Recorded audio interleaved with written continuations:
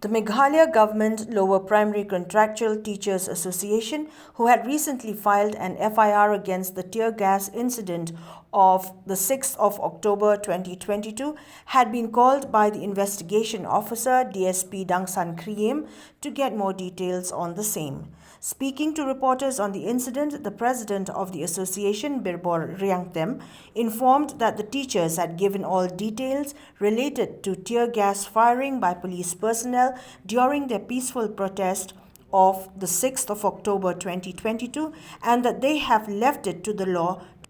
to take its own course. Riangtem also informed that while some of the female teachers were beaten up with lathis by the police, others had physically suffered due to the effects of the tear gas that was fired upon them, and a few children who had accompanied their parents during their march towards the Meghalaya Secretariat.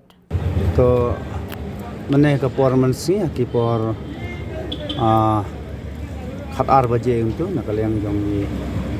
sir DSP ila punya ba pauni Indonesia orsa te nakaliang jong iru ila wan menta por 6 baje te kajing thu kajong e hadin balai kli untuk kalong ba isim statement halor kajing dia sa thang bom tear gas haki polis haka tuka distrik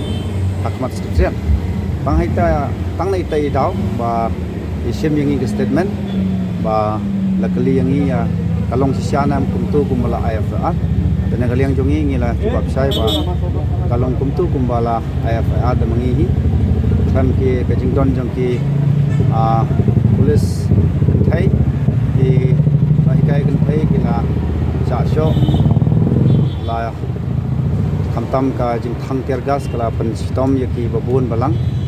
nangta nakaliang jong nila jawab ba kala long kumta kumbala yo i hagi media ter hadin balalap ya kajing sisa ngim kwa ba ngin kedau ba dai benlek kumta hanrai kai katip khamba ang ba banamlin isu banlek persa yaki nongchong sinong jongkari dai banlek tam kanya kai ka ba la pen kupor hagi tangkata liang jongi namar ba ngim kwa ban ong lor kani ka benta namar ba kadai ka kam nakaliang jongi ngila IFR kum tu te yamanta ngin hab barok kinai kai ngin haban penpau ya ka ka ba ngila lap hang tu ngin penpau ya kata khnang ba kani ka jing tokit ke jongki ke jing wat ke jing sisa jongki kan long ko yai be arti ka jing sisa